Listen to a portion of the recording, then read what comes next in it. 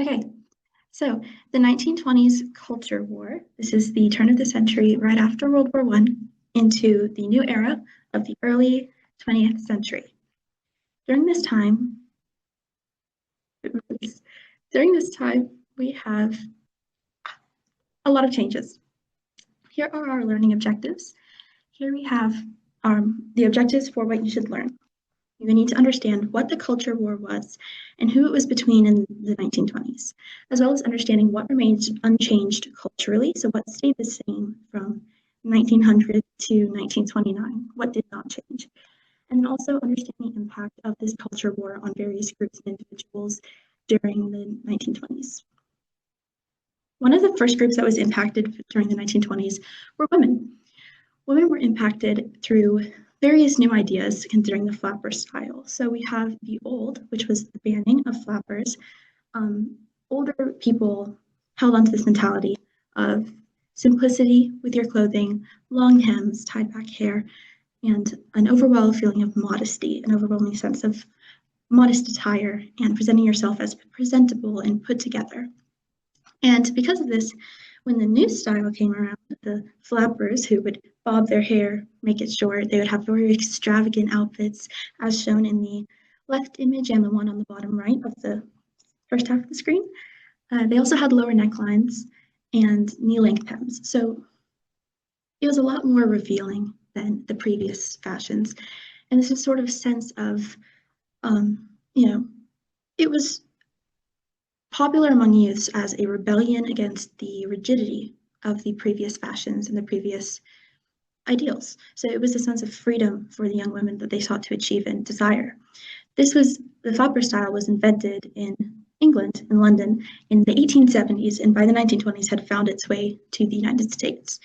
And in this picture, we can see how, even though this style was so popular among the youths, would be found in bars, would be found in all of these places, these high society places by all these people, it was still not completely accepted by the older adults. So in this picture, you see an actual image of a band dress, which represents the flapper style. It's a little bit more modest than most of those flapper outfits, but it is very visibly very different from the previous attire. So that one is band, and then you see the one that is approved, and it's a lot more modest.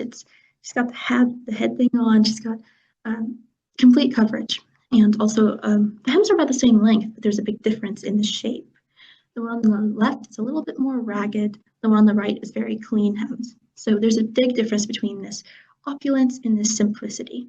And so this was something that happened between the women in the 1920s, where they had just developed such a difference from the older generations, and it caused a huge problem because now you had the adults who wanted more conservative dress, and you have the youth who want to go out and do this, and they want to drink, and they want to smoke, and they want to live a different life and find this freedom in doing whatever they want to do, a very sense of hedonism. And so this is something that developed gradually, but also very quickly with the 1920s, especially with future inventions, as you will see later on in the slideshow.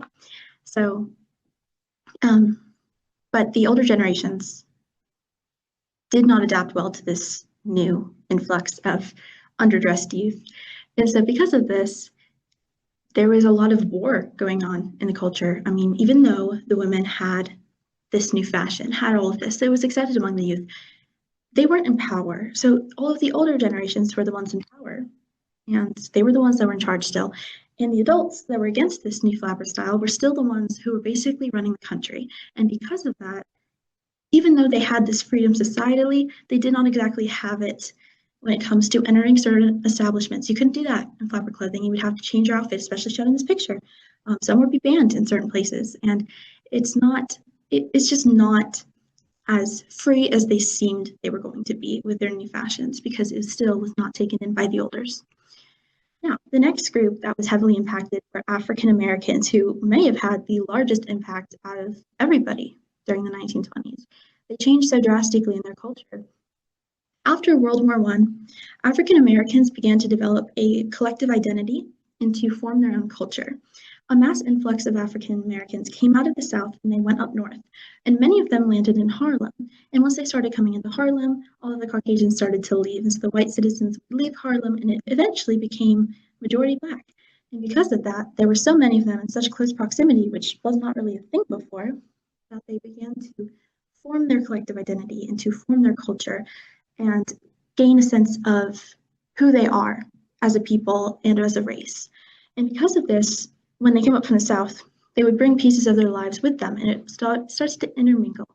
This is where we have the Harlem Renaissance, which occurs with new music, which being music, slave songs brought up from the South. You have the rise of jazz, Louis Armstrong. All of these new things are arriving. You have Bessie Smith, who's shown in the bottom left, and all of this music and art and literature, it starts to appear in Harlem, and this builds up this vibrant, rambunctious culture that is overtaking what they had before. So now they have a sense of this is who we are, and they become more stern. And you have the birth of Black power movements because of this strength that they have built through their new identity, their new pride in their identity. So now they have this whole idea of who they are, and it builds up this pride. So now they have power, Black power movements where they're saying, no, you're not going to treat us this way. And they're building up this courage and this strength into seeking independence and freedom from their previous shackles. But however, while this was good, there was also a lot of negative things happening. So this new renaissance amidst the African American community, it impacted so much, brought music to what we have now in the modern day. However, it was not it did not do as much as it would have liked to, and that there was a lot going on because you have, once again, the 1920s battle of the new versus the old. And the old did not like this new for the African Americans. And so you have the rise of the KKK and white supremacist movements. In the bottom right, you see the KKK with their flaming cross. They were committed to violence against the African Americans and would commonly lynch men. So while in Harlem, they may have had it very well, in other parts across the country, they did not, and they were in very violent conditions and in a lot of danger. And because of this, they were still segregated, and so there's still this ideal of segregation and white supremacy and the violence from that versus this new rising Black culture. And they kind of contrast, and they fight and they argue, and it builds up this tension, this rising tension that does not go away for quite a while. And you see in this, it shows the same story that the women had, where they have these new ideals, they have this new life, they have these new customs, this new culture, this rising sentiment among the youth, but they're still under attack. They're still not completely free, because while they may have it in their area or among their people or among their age group, the people in power still do not hold on to those ideals, because guess what? The people in power are still older. They're still holding on to the ideals of prior to World War I. And all of these young people are saying, well, we want to do this, we want to do this, but it's just not going to work, quite frankly, because there's still so much resistance coming from other groups, and those are the people who are typically in power. So it's not as free as it seemed in certain areas. You also had a large change during the 1920s within religion. After World War I, a lot of mentalities started to arise. But one of these was a change in Christianity. You had the difference between modernism and fundamentalism. Modernists were taking on to the idea of Darwinian evolution. And this contrasted with fundamentalism, which is the belief that the Bible is entirely true and literal, where every single word in it is completely factual and true. And with this, you would look at Genesis, where it describes God creating the earth in 6 days. In 7 days, seventh day he rested. Then you would look at that and you go, this literally happened. And because of that, there was the belief, and that was commonly held by most of Christian society. However, with the rise of modernism, you had Darwin's evolution theory, which was the belief that humanity descended from an ape ancestor. This was commonly held by modernists, but it was still not accepted by any of the people in power. And because of this, John Thomas Scopes, who was a teacher in Tennessee, taught Darwinian evolution, and he was prosecuted for doing so by the state of Tennessee. They prosecuted him for this, and they said, you can't teach this in school, you're going to corrupt the young minds. And so you have a showing of, once again, a new ideology where it may seem like it's so common among some younger people, but still the people in power, once again, hold on to the older beliefs, whether true or not, and they still clash. And there's still, these new ideas that arise in the 20s are still being pressed down upon by those in power, and people are still not having the freedom of expression or free speech that they did maybe have before. There's still a rigid society, even in the midst of all of this new arrivals. In the 1920s also brought new politics, which politics tend to resurge in the same way over time. It's very rare that new things occur in politics. But we had one thing happen during the 1920s, which was that there was a giant Republican majority. During the 1920s, there was 3 presidents in a row who were all Republicans. So it was like this giant red wave happening. Republicans took the majority of office. We had first Warren Harding, who was the first of these presidents. He was considered to be a limited man in leadership, but he also was, he was well liked and he was considered handsome and he had a good appearance. So he was considered to be the nominee for the Republican Party, and they elected him. And despite of these flaws he may have had in public speaking or leadership, he, while in his presidency, elected multiple people to his cabinet to make up for his deficit of leadership skills. And with these new people in his cabinet, he began to build up his executive board, and it was all right, but I mean, it wasn't as memorable as some other presidents because he just once again did not possess those leadership qualities. So he started out the 1920s and started out this new era of change. Following him was his vice president Coolidge, who won his own election. Coolidge was known as a very silent man. He did not speak much. He only said what he believed to be necessary. And one of his main slogans was, if you say nothing, they can't ask you to repeat it. So he was on the belief that if you say very little, there's very little you can get caught lying about. So that was Coolidge's belief as he became the second president of the 1920s. However, not only was his speech silent, his actions tended to be silent as well, because Coolidge did not do much during his presidency. He had a few effects, but overall, very few things actually changed in the nation under his rule. After that was Herbert Hoover, who became the third president of the 1920s. His main goal was to eliminate poverty among the nation, to bring everybody to a state of well-being. However, this would severely backfire on him as his presidency ended with the Great Depression. Anyway, during this time, some laws had came into formation and some had already pre-existed. At this time, you had probation, which in the bottom left picture, you can see there were a bunch of guards who are looking at a bar, and they have all of these barrels of alcohol, these jars of alcohol that they just caught, and they're showing basically their haul of illegal goods that they just discovered. And so prohibition came around for the sake of creating sobriety among the American people and sobering the American minds. So that this way, very little would, they thought less crime would happen, less of any of this would happen because people would have sober minds. They would think clearly, they would be more successful, they would do well in their jobs since all of this would occur. And so prohibition had already had its short stay and it carried on into the 20s. And it was not very popular amongst many people, but women did tend to like it until the opposition came around. As you can see in the bottom left picture, people did defy prohibition a lot.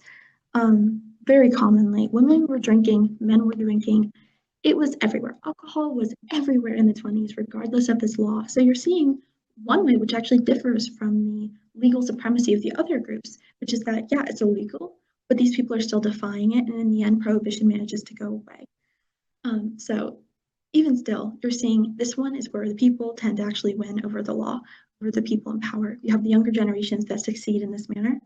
You also had immigration quotas, which came around a little bit prior to the 1920s, but became really big in the 20s, especially with certain cases. So like when the immigration quotas, they wanted to decrease immigration from Europe.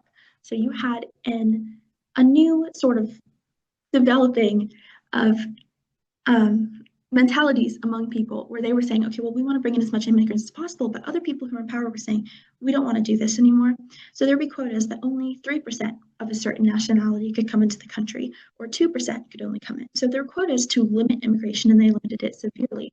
Because of this, there began to be this stigma towards immigrants and towards especially European immigrants.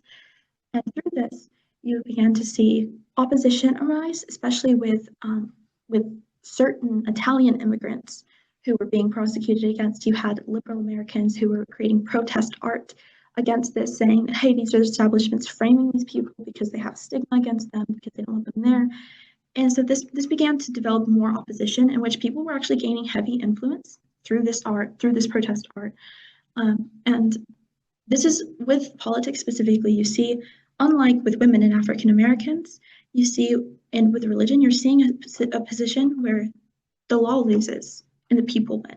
So the people began to win over the old-fashioned government, and this is a trend in the 1920s, which shows the war of you have one side and you have the next side. And in this one, the people won. The 1920s also brought a lot of brand new mentalities, and this is when the American mind typically began to change. You had a very common set of mentality all the way from America's founding all the way to 1919. You had a very, very, very strict mindset that most Americans held, which was abstinence, to save yourself from marriage, to remain pure and pure in heart, to be modest, to dress modestly, to cover yourself, to have some sort of dignity in the way that you show your clothing, to have sobriety, a clear mind, and to think efficiently and clearly, and also to show restraint in ignoring your desires for the sake of the betterment of the human race and for the sake of human beings in general, and to adhere to the morals of God. However, in the 1920s, you have a rise of Freudian ideology and hedonism. So Freud often said that that you should basically live life to its fullest pleasure. And so what people began to believe in the 1920s among the younger groups was that they could get rid of these shackles the society put on them and instead embrace liberation in various ways like smoking, drinking, hedonistic beliefs, and excess. So the whole point was to live life the most you can to your most pleasure until the time comes where you can settle down and calm down a little bit, but just to do as much as you can, as fast as you can for your whole life. And so this began to mark the change. And you see in the bottom picture here, that drinking leads to neglect of duty, moral degradation, and crime. This was a poster pushed back towards people who were against prohibition, not probation, my bad. This is a poster against that. And it's from the old. So you have the old people who are saying, this is going to lead to moral degradation. There's a slippery slope here. If you start normalizing these things among the youth, they're going to start normalizing worse and worse. It's just going to go into this decrease until they are in dark, dark holes. And this was the belief that was being pushed. And so you have that arrive, plus the new, which is saying, no, it's fine. We're just being happy this way. We're going to live however we want to. And because of this, you have this warring mentality between the adults and the youth, once again, in the 1920s. As you have the old, you have this introduction, this fast-paced, running through the years, this new ideology, this new way of life that has just blossomed out of nowhere, and it's causing a lot of issues between the adults and the youth. They don't know what to make of this. They don't know how to perceive it. They don't know what exactly they are supposed to do with all of this new way of life among the youth. They don't know, like, they lost their mind over this, and the youth did too, because now there's this huge war between adults and their children, which is very generational and does happen in pretty much every year of the world ever, in every generation. But this new mentality heightened that, because now you have a very, very strong, not only societal difference, but a huge moral difference between the older generations and the younger. And that causes a lot of tension. Anyway, overall, the 1920s brought new ideas, political movements, cultures, and fashions in its short 10-year span. This was only from 1920 to 1929. A lot changed. Fashion changed permanently. Music came about, blues, jazz. You have ragtime start to show. All of these brand new forms of music arrive, and arts start to change and take a different approach, and literature changes, and all of these new cultures are blossoming. And you see this in fighting against certain laws, but you also see during this time that while these new identities and new way of life have formed among the youth and will take over with time as the youth become the ones that are in charge of everything, you're seeing that the old still dominates in the 1920s by controlling the government, because the people in government are not the 20-year-olds who are dressing in flapper. They're not the ones who are writing these poems. The people in government are the people in their 40s to their 50s or 60s who are the ones that have lived longer and hold on to the pre-World War I beliefs. And because of this, you're seeing there's a discrepancy in the way that the youth acts versus the actual legislation coming out from the government in the 1920s. The establishments in the government are old-fashioned and they don't buy into the new this youth. Because of that, most older Americans disagreed, and regardless of how widespread these new ideas and cultures were, they were still completely attacked by the authority. And it was sort of an illusion of, look at everything we're accomplishing, look at all this freedom we have, but still it's not there. And you see this especially with African Americans with the Harlem Renaissance. It's, look, well, we have all this culture, we've developed all of these things, but still KKK is hunting them down. And maybe it's true in Harlem, but for all the African Americans who are still in the South, who are in the Midwest, who aren't up North, they're living in danger and they're living in fear. And there's lynchings happening all the time. So it's sort of this illusion where, yes, these certain areas had these drastic changes. These certain age groups had these drastic changes. But until they would become older and take power themselves, it would remain widely unchanged for the majority of America. So the 1920s, in this culture war, overall, the new did influence the entire earth, and it influenced everything that happens in America. It influences our culture now. It created modern music, it created new forms of literature, and it created it created musicals, and all of these brand new things that have built society as these generations got older and began to implement these into widespread authority. But until they would be able to gain power themselves, this would remain something where they were still completely trapped, whether they realized that or not. That is the 1920s.